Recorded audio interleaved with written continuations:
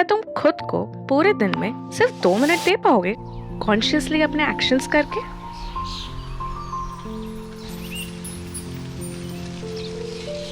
कब तुमने आखिरी बार फूलों की खुशबू महसूस की थी?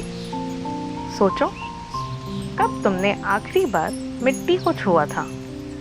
अपने कनेक्शन को नेचर के साथ दोबारा पैदा करो। ये तुम्हें वापस जीने की याद दिलाएगा।